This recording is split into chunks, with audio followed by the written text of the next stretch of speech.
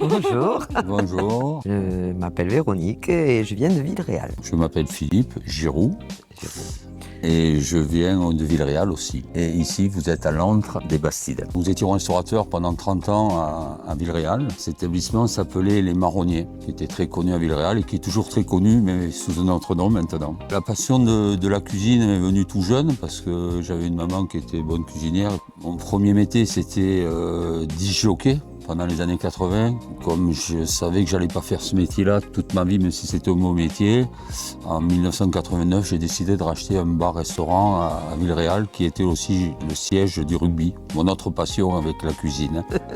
Non, mais moi, c'était pas un choix, c'est parce que je me suis mariée avec Philippe et qu'il avait le restaurant, donc j'ai suivi le chemin. Mais après, la maison d'hôte et les chambres d'hôte, oui, moi, c'était quelque chose que j'avais envie, même avant de vendre le restaurant, quoi. C'était vraiment une idée que j'avais depuis un certain temps. C'est pas le même stress qu'un restaurant où là, on prend le temps de discuter avec les gens, c'est totalement différent. Ce qui nous a manqué en vendant notre établissement, un bar-restaurant, c'est le contact avec les gens. Et en fait, nous avons trouvé cette maison pendant le Covid. Nous l'avons restaurée en 2021 pour commencer une activité début 2022 avec gîte, chambre d'hôte et table d'hôte. On est passé de 100 couverts à 4 le soir des fois.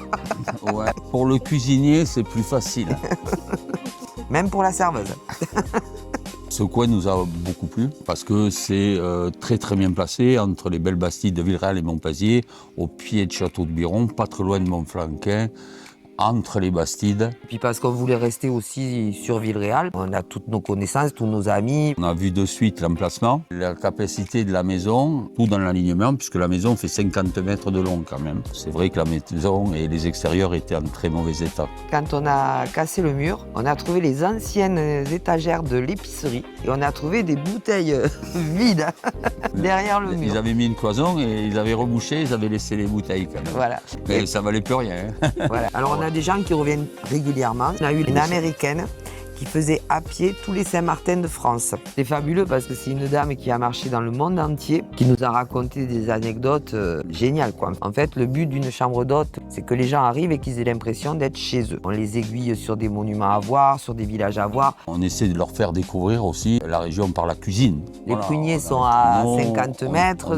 On a les œufs de la ferme, les volailles de la ferme. On a fêté dernièrement le bicentenaire de la maison. Donc voilà, on en a profité parce qu'à mon avis, le troisième centenaire, malheureusement, on sera peut-être plus là, mais la maison sera encore là parce que c'est de la pierre, c'est sur du rocher et elle est solide.